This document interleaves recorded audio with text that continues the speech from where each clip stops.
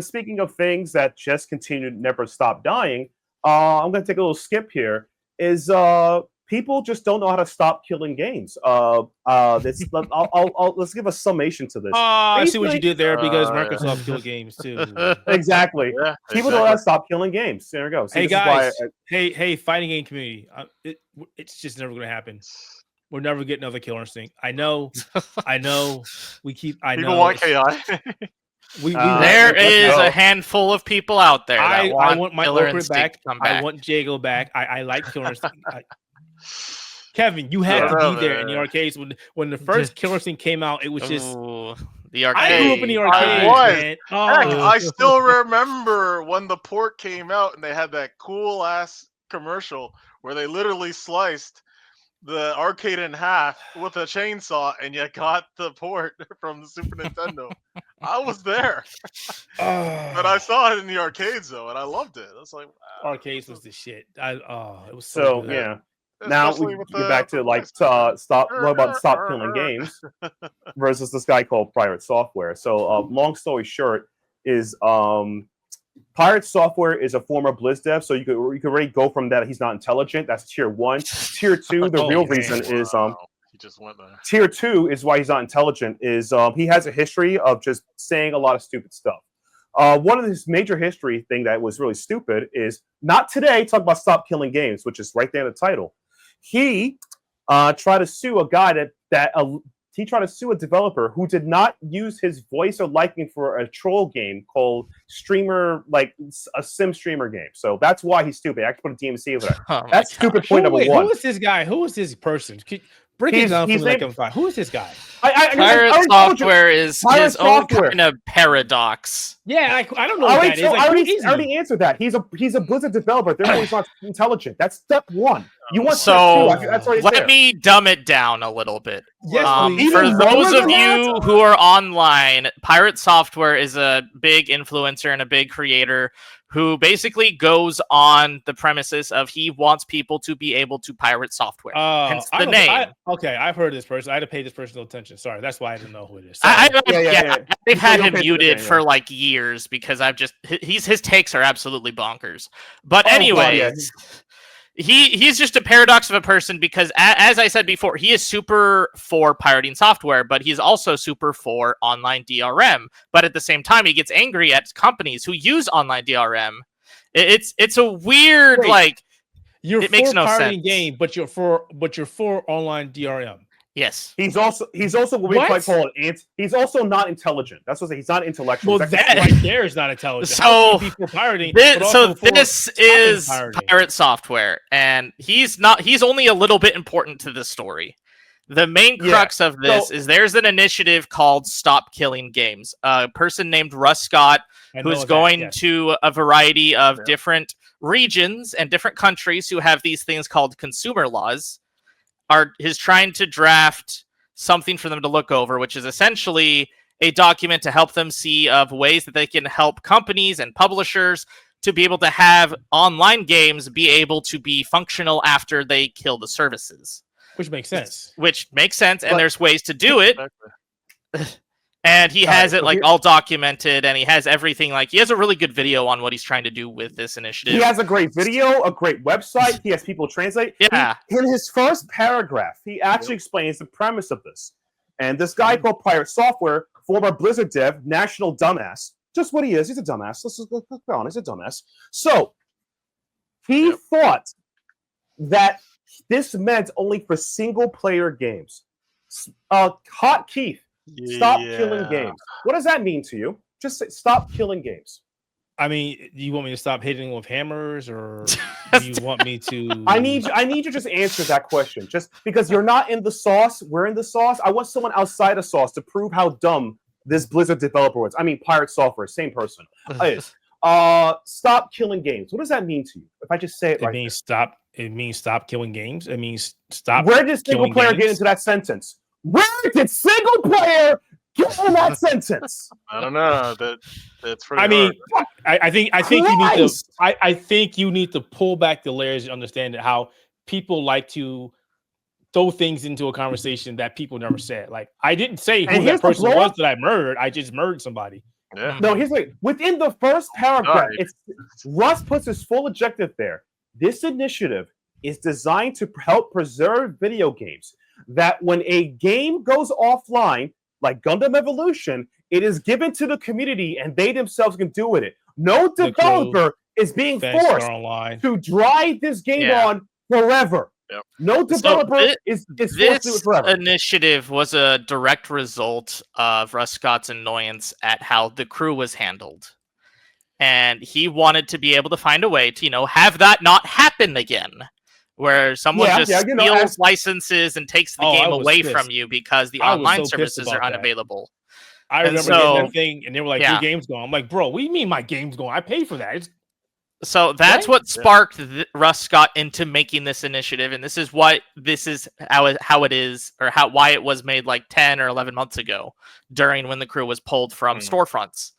And so Pirate Software made a huge and very popular video of basically going on and very maliciously going through the documentation of Stop Killing Games and completely misrepresented everything that this initiative was about. And because of it, a lot of the traction died almost immediately after it started. Yeah. However, the worst part about this, no. The worst part about his misinterpretation is that if you watch him live, the video's up, you can actually watch it in real time, lie and go to a different clip or someone else. He couldn't get past the first paragraph / page. And I never saw someone be that level of bad faith. I've seen, again, I call a lot of people stupid in my life. I still call people stupid. I mean, that's what I do for a living. But I can't imagine that level of bad faith. That's what gets me super upset, because I can't believe you did that. My brother in Christ, I just asked Hot Keith here, who's dying in the summer of our Lord. Stop killing games? He said, it means stop killing games. It's right there, man. It's right in the title. Yeah. So the story then continues after that happened. Go back about a week ago. Russ Scott made another video basically going through Pirate Software's... Basically has his entire video going through and making the bullet points of what he's trying to address. And a lot of the things that Russ Scott said then got stated on Twitter by Pirate Software and basically saying that he was an idiot and blah, blah, blah. And that infuriated a bunch of other content creators and influencers who then initially all they wanted to do was to go to Pirate Software DMs and just have a nice conversation and just be like, hey, I think you may just don't understand this initiative, so I want to go through you in good faith and help you understand why this is actually a good thing, not a bad thing. And he just went on a giant tirade of, I talked to all these influencers and blah, blah, blah, they're trying to attack me. And it's just none of them actually wanted to attack him. They wanted to help him understand why Stop Killing Games is actually a good initiative and not a terrible, everything is trying to destroy gaming industry. It's like he needs to be the chosen one. This guy has some I never met this guy. The worst part about it is that I think there's a guy I watched. His name is the Ackman, does reviews. His theory is that Pirate Software did this on purpose, not only because he's stupid. He went the different route. He says he did it to be the villain, so everyone can rally against. I think that's a funny theory, but he doesn't know. Pirate Software is a developer, so he's not intelligent. Yeah. The reason why I think Pirate Software is against it is because, again, he is for online DRM. Guess what happens if you don't have the online DRM? The game no longer becomes functional. Yeah. Basically, so he doesn't want that to happen to his game. He doesn't want to have to be the one to go to with this initiative. He doesn't want to keep his game after its death, basically. Yeah. Great guy. I just want to understand one thing about this. Mm-hmm. Why do people care about what Pirate Software is saying in the first place? It just seems like a guy interjected himself into something he had no business being part of. He has a following, he has a platform, and that's basically it. I'm not expecting him to say something. Of grifters. Basically, it's another grifter who has a stupid following of people who listen to everything he says, and they're yes men or yes peoples. Mm-hmm. That's what it sounds like to me. Exactly. That's just me I'm calling what I see it. Right, but and the worst thing about it is when you Google search "Stop Killing Games," Pirate Software's video on it is the first result. Of course. Yeah. Yeah. That's cool. So and like I said, the worst part about it is that like people came to him in good faith, as Scott pointed out, to like say, "Hey, you must have misinterpreted. Let me tell you about it." No, and this is why I say he's a Blizzard stupid. But he also has a history of doing this forever, like gaslight, gatekeep. Well, he's not Gerbo, so I say game dev. In the past, before there was a hardcore World of Warcraft, and that was popular. Remember, you used to play World of Warcraft. World of Warcraft Classic. Oh my god! He pulled a classic rat, aka ditch the party and survive. Hey, it happens all the time. Instead of admitting he ratted, he tried to gaslit everyone in the room that he did nothing wrong. There's nothing he could do. What was I supposed to do? That's all I got to say about the man. I have little respect for him as a human being because he's a fake intellectual. I've met too many of my kind this way. And I don't respect him because it's like, there's a level of bad faith to do something like this. This is clearly stop killing games. It's right there. There's different levels of bad faith. Yeah. No, go ahead. Yeah, there's levels of bad faith where, like, if you don't understand something or something seems off to you or feels weird, it's like, oh, Matt's like, Gitsillis is going like 5-hour conversation talking about why he thinks, puzzle design should be XX or XXX. That's a bad faith you can say that because Matthew's going to diatribe. That's what I do. I go on diatribes. No, but the point was that, like, I can understand that. What I think is he saw an opportunity to get himself interjected, and he did it. That's all it is. Yeah. Oh no, yeah, exactly, 100%. Oh, 100%. I want to be relevant. Yeah, I want to be relevant of something that I had no reason to be part of, and I interjected myself into it, and here we are. Yeah, here we are. I will say the fun irony in all this is because of Pirate Software's blowout, a lot more people are now understanding the Stop Killing Games because they finally see a little bit more of the grifter that he is. And so it actually is the direct now result of how the UK pledge is actually fully signed. The only one that needs to be signed now is the EU pledge. Yep, which we're getting there. We're getting there. So if you're interested in signing and you live in the EU, please do, because it is a very good initiative, and it is something that I do think publishers do need to think about. I think it is very important for games to have a lifespan that's not tied to having to own a server. I agree. Right. And like I said, one of his key components as bad faith about the argument is that a developer that work on a game forever. He set in Stop Killing Games, again, within the first page, the game given back to the community. They can make their own mods, they can do whatever they want. And again, at the end of the day, I think it's pretty nice. If I bought something, I own it.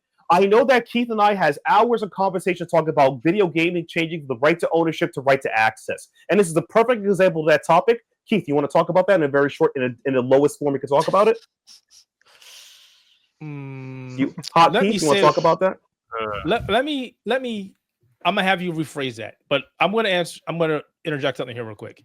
I respect for what is being done here in terms of Stop Killing Games, and I also want to harken us back into a time when we had online games, and they actually had dedicated server software for those games. Mm-hmm.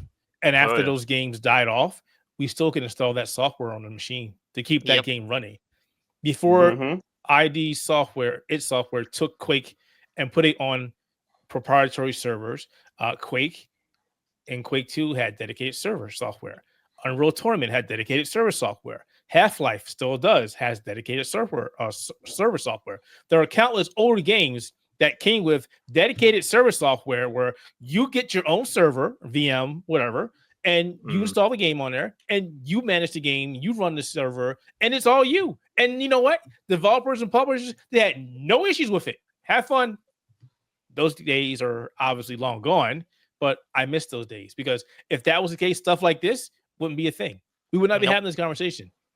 If we had the same outline like we did back in like the 90s with servers, sure, we might have less security, but at the same time, security isn't all that much better nowadays anyway. Yep. Right. And the thing is that, like, when you buy a video game, those games like that, you own it. Now it's the right to access because if a publisher or developer turns off access to it, again, you guys hear me talk about it. I love Final Fantasy 14. I like Marvel Rivals. There is a time that, jokingly, if Final Fantasy 14 feels like the numbers aren't doing great, I guess I could just turn off the servers. What am I going to do? All that money, all that work is gone. Yeah. That's a nightmare scenario. That could happen. People, even if you play World of Warcraft, that happened to you too. So the problem is that, like, why don't we just pass a law that when the game, they decide to close the game, they give the community the code, make it public access, and then we can run the game ourselves. Oh, wait, it's called Stop Killing Games! The problem, I like the idea, and I'm pretty sure hundreds of thousands of millions of people think that's a good idea as well. But the only people who don't think that's a good idea, obviously, is the people who should care less about it is the companies, the publishers, the shareholders. Guys, if this game is pretty much a dead game and you're at the point where you're powering off those servers, how does it hurt you to give the code or source code to someone to keep this game online? Obviously, you don't want to pay to keep the lights on anymore. So how is it hurting you and your bottom line to just give it to somebody else for them to do? But the thing is, because they don't use their brain, there are very smart people out there who will reverse engineer your shit and find a way to get the servers online anyway. Right. As Matt alluded to, like, I didn't even know they got the Revolution at online servers until actually today when I saw a video and I was like, wait, it's still playable? I was like, holy shit, I didn't even know that. Because now, I thought it was like private stuff. But now now we have it. Only PC players can do it, but it's here. I can still play it. And that's the thing. It's like, again, the easy summation of right to game, right to access. Back in the olden days, you bought a game, you owned it. Now we have online gaming. You pay for the right to access. As I think his name is Ross. Is it Ross? It's not Lucas, right? Oh, Scott Russ. Scott Russ. Scott Russ. Yeah. There we go. Yeah. He's you. Yeah, he's Scott. Not RPG Scott, but Scott pointed out that, like, you know, in many of the agreement tabs that you read before you click online, whatever, do say they can shut it down on you, and that bothered him, and he decided to do something against it in Europe, and that's great. And I think that's the problem. It's like, yo, I don't think there's how this hurts anybody that they put protections for products you own. Wouldn't it be weird if you bought a television and the television stopped working because of some access you need to put it online, and the TV company can just take away your TV just because of that? That's a lot of money. That's weird, right? They can actually do that. Yeah.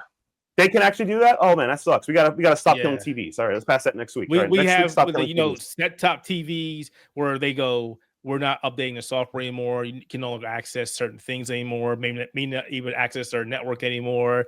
But we'll buy a new TV. Google's notorious for this. They do this a lot. There's hundreds of thousands of devices that they go, hey, we're not supporting this anymore. It's not a dead box. Sorry. One of their didn't they do that for a recent product they had? Like, just cut it off. I forgot what it was. You know what I'm talking about? Yeah, Stadia, of course. Stadia. There we go. Yeah, Stadia. There we go. Yeah. Yeah, that was a good fever dream. So, but it's just like is something that exists. I just want to let you know it's not an if. It happens. There was a thing not too long ago where was it BMW or Mercedes, one of the two, where you purchased a car and then you had to pay them more to unlock features. You bought the damn car, but you had to pay them more. I thought it was BMW. I remember that. I think they scrapped it when people were like, "What? I paid you $50,000, $60,000, $70,000 for this car. You want me to pay more to unlock something?" This is way out of hand already. Yeah. Just let you know, it's a thing. That sounds unfun. Yeah, I mean, it's kind of like that sounds massive. That sounds massively fun. Street Fighter Cross Tekken situation where, the characters are actually on the disc, but now you have to pay to unlock. Disc lock content. Yeah. The real DLC. Yeah. But oh god, that's terrible. But on a serious note, not to beat in the horse, if you guys can, please support Stop Killing Games. Sign a petition in your group, really help. Block pirate software where you can get. I personally have no respect for him because he's a Blizzard dev, jokingly, but I have no respect for him because he's anti-intellectual, and I think it takes a level of bad faith to go this far. Again, there's difference between misinterpreting something and having bad faith. There's a clear difference, and this person was just straight bad faith. So support Accursed Farms. Check out his stuff. I really recommend to do it because the more rights we have for stuff we purchase, the better stuff we own. That's all I gotta say. The better stuff we own.